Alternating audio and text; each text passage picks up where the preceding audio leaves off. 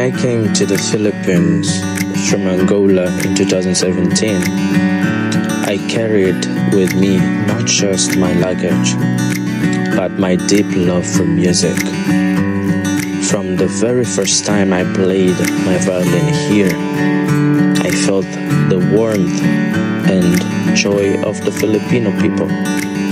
They listened, they smiled, and they embraced every note I played. In that moment, I realized that music isn't just my passion, it's my purpose. And being here feels like where I'm truly meant to be.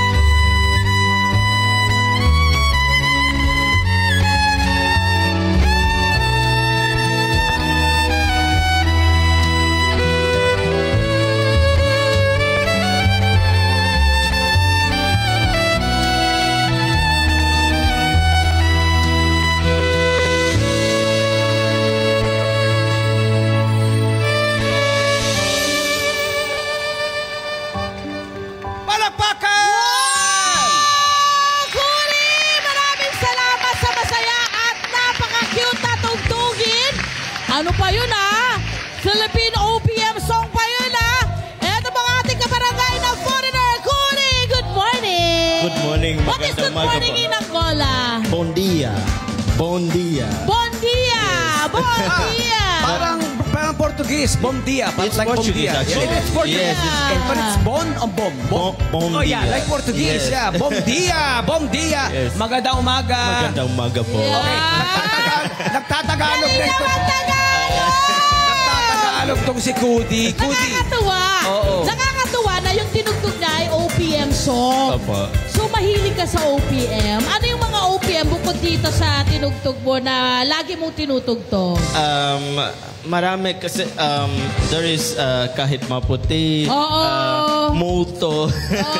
There is ano pa? So mahilig ka sa OPM. Bakit Sobra. gusto mo yung OPM Sobra, song? sabi niya. Sobra, sabi niya, sobra. Kasi sobrang melodious mga OPM. And melodious nga, no? Our Philippine music. It's very melodious. It's very melodious, very sentimental. Pareho ba? May pagkakapareho ba yung mga songs ng Is it the same in Angola? Filipino sa Angola? How about the love songs in Angola?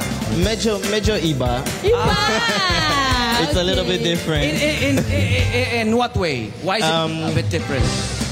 Maybe on the tempo, it's in Angola we have more andante. Can you sing like or beat or what's the beat of your song sa Angola? Hindi ko kaya.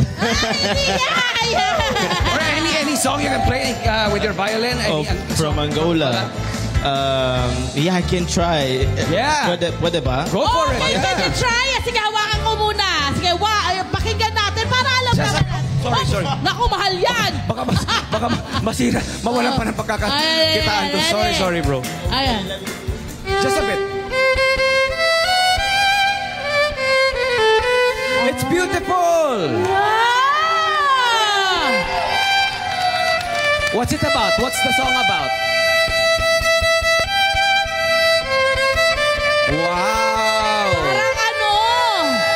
Parang anthem. Yeah! Palakpakan si Cody! Palakpakan si Cody! Good job. Okay. Alright. Cody, can we know kung ano yung tinugtog mo? The song that I played, it's called The Last Poet. It's a song from a very famous artist in Angola called Sifo Pedro, C4 Pedro, and he's one of the most popular artists in Angola. Ay, Beautiful. Angola. It's beautiful. Beautiful. Okay. Parang parang leveling ng mga classic music Yes. yung kanyang atake. How long have you been staying in Manila? In Manila, approximately, let's say, 3 years. 3 years. 3 to 4 years. Parang Okay, ganun. before this, you came from Angola and then straight to No, Manila? before that, I was, matagal na ako dito. So I was like 8 years na ako dito sa Ay, Philippines. wow. So for 4 years, I was studying sa Pangasinan. Hi Okay. guys in Pangasinan, kumusta po kayo? Hello, Pangasinan!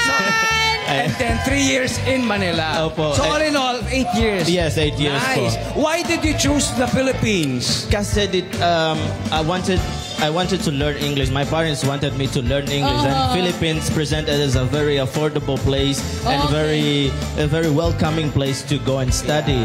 So And we have good educational system yes, here. syempre. Yes. So syempre, What course did you take? I took management accounting. Management Opo. accounting. And you're a graduate na? Yes, graduated na ako. Wow! Dito ka na nagtatrabaho?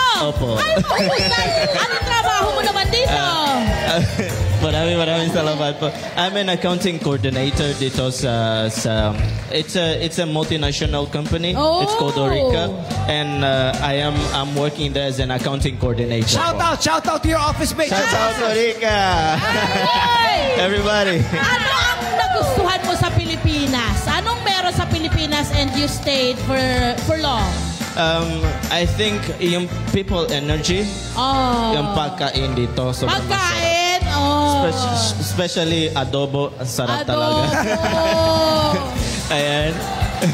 Ayan. Ano ang nagustuhan mo sa ugali ng mga Pilipino?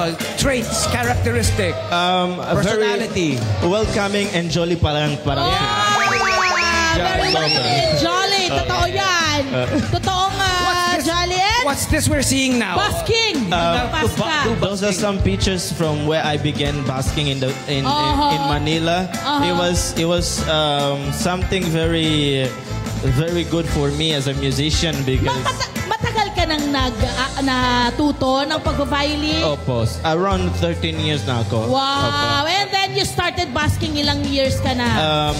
I'm going around 2 years per se. Yeah. Is it fun? You have fun doing it? Yes, it's very masaya. fun. It's one of my favorite parts of being a musician is be able to transmit the love that I have through music to people. And Self-taught ka raw? hindi po. I had some lessons when I was very young. Pero hindi parang formal. It was very... But... ano yun? Parang ilang taon kang nag-aral ng pag-violin? 2 years. 2 years. 2 years Opo. din.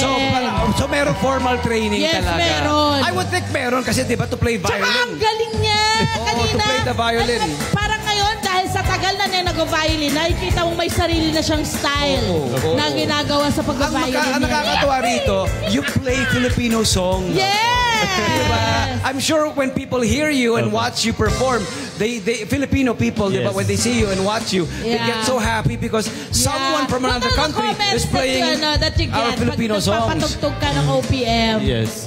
they usually say, parang pusong Pinoy ka na.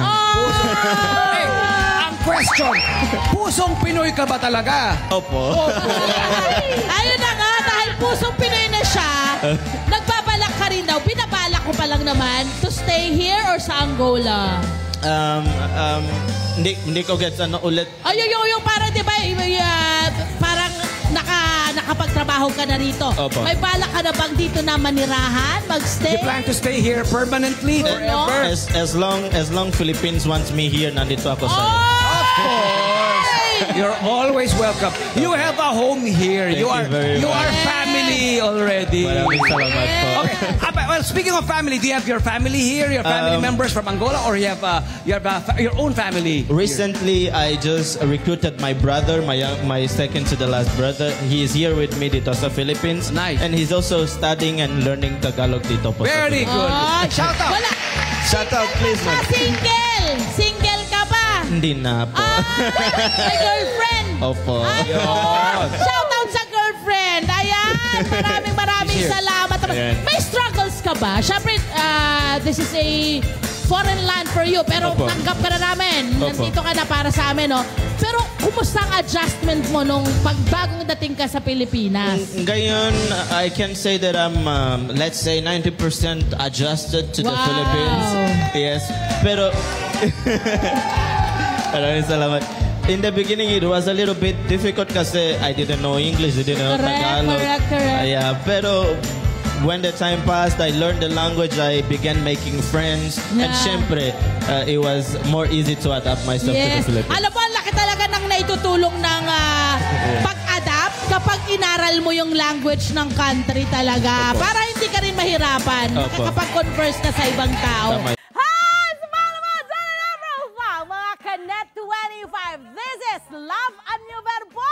For more love, Tunipet, and everything updates, just click the subscribe button and follow us on our Net25 social media pages at Net25 TV and Net25 Entertainment Facebook. See ya. I love ya.